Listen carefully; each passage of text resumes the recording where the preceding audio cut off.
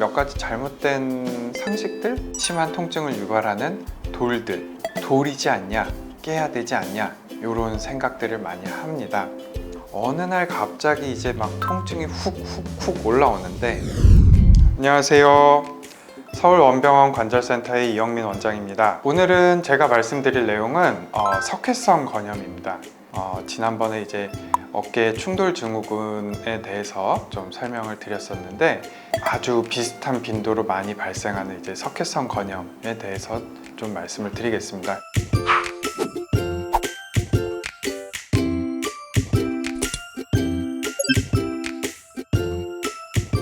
이런 석회성 건염은 우리 몸에 어디에서나 좀 생길 수 있고, 다만 이제 좀 제일 흔한 부위가 어깨, 또 흔히 발생하는 게 팔꿈치 같은데 이제 또 자주 발생할 수가 있는데요. 그래서 어깨가 메인이지만 석회성 건염의 전반적인 그 내용에 관한 이야기다라고 생각해도 좀 무방할 것 같습니다. 지난번에 말씀드렸던 이제 충돌 증후군은 이 견봉과 회전근개가 이렇게 자꾸 부딪히면서 염증이 생기고, 그게 진행이 되면 통증을 유발하고 힘줄이 약해지고 종국에는 힘줄 파열까지도 진행이 된다, 이렇게 말씀을 드렸는데요.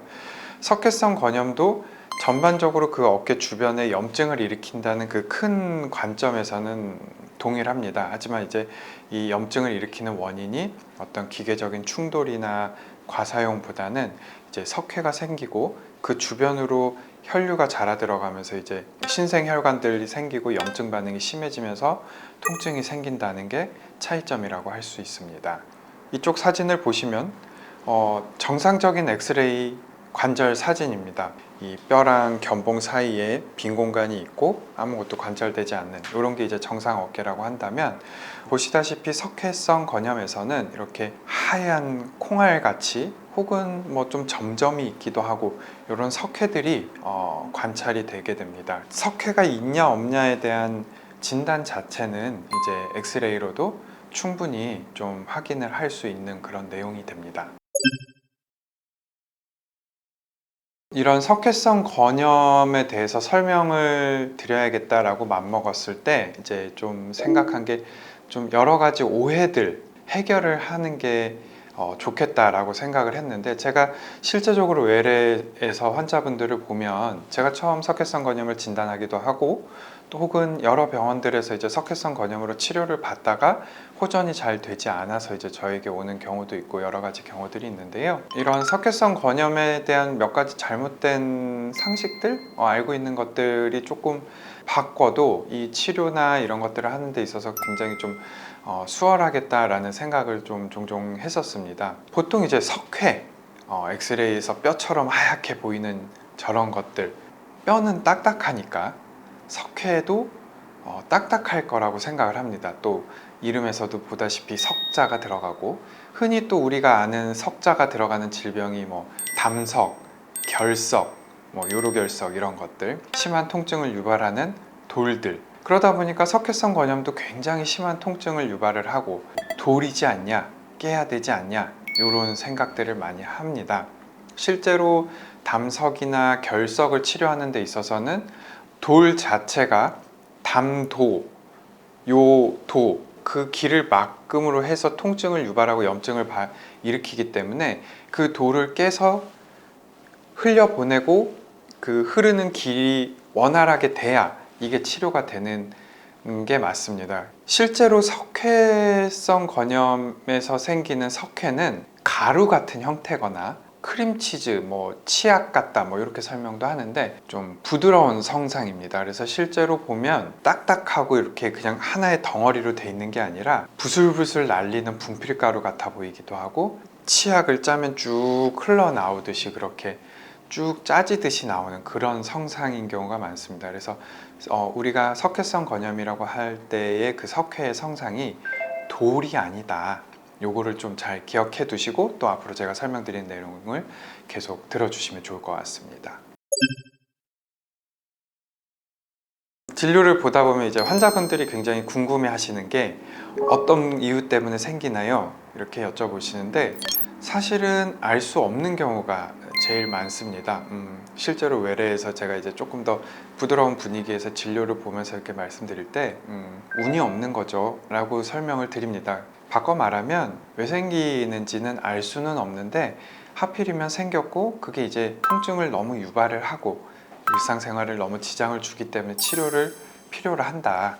주된 이유가 됩니다. 그래서 그 외에 뭐 여러 가지 알려져 있는 원인으로 퇴행성 변화도 있고 혈류장애도 있고 과사형도 있고 외상도 있고 반복 작업도 있고 이거를 다시 종합해 보면 여러 가지 이유들이 있어서 결국은 왜 생겼는지 알기가 어렵다. 정리를 그렇게 할 수가 있습니다.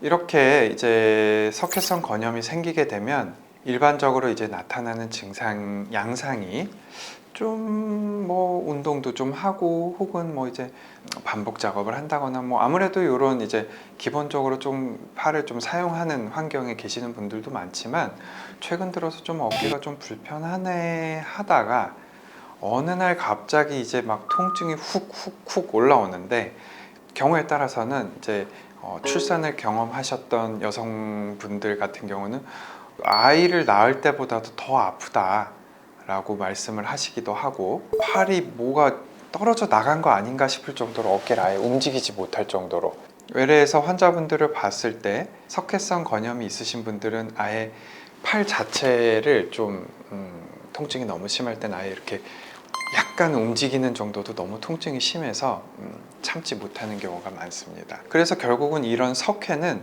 하루아침에 생기는 게 아닙니다. 아파서 병원에 와서 엑스레이를 찍어보면 석회가 있고 아 석회가 있어서 아프구나 이렇게 생각하지만 이 석회가 아프기 시작하면서 갑자기 하루아침에 짠 하고 생긴 게 아니라는 뜻이고 그러니까 그 전부터 조금씩 있었던 게 통증이 심해지니까 검사를 해서 발견이 됐을 가능성이 제일 높습니다.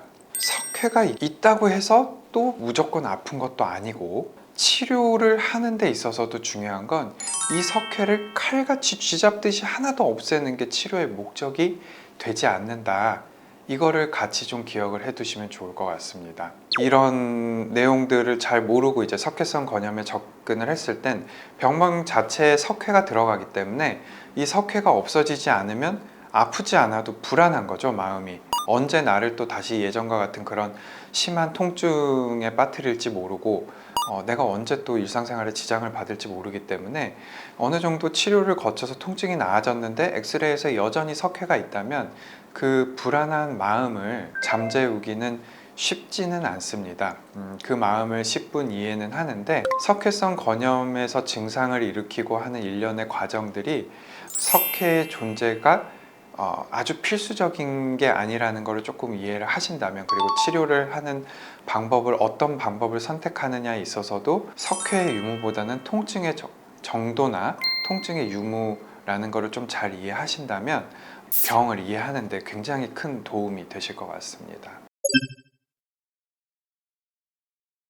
증상이 그렇게 오래되지 않았다면 일단 처음에 권유를 받는 거는 아무래도 대체적으로 이제 약물 치료입니다. 흔히 이렇게 약물 치료에는 이제 정형외과에서 많이 쓰는 소염 진통제가 포함이 되고요. 치료를 하는 데 있어서 가장 중요한 건 통증이다 라는 걸 계속 잊지 마시고 통증이 가라앉으면 아파서 막 못 움직이던 어깨도 어느 정도 움직여지고 일단은 또 급한 불이 이제 좀 꺼집니다. 그래서 중요하면서도 먼저 시작이 돼야 되는 거는 약물 치료, 통증을 좀 완화시키는 방법을 일단은 선택을 하게 됩니다. 흔히 이제 석회성 건염으로 치료를 받으실 때 체해 충격파 치료에 대해서 제일 많이 초기 접근으로도 그렇고 설명도 많이 들으셨을 것 같습니다. 석회가 돌일 것 같다는 생각, 그 다음에 치료명에 충격파가 들어가는 이 치료명 때문에 또 이 석회성 건염의 체해 충격파 치료는 충격파를 때려서 석회를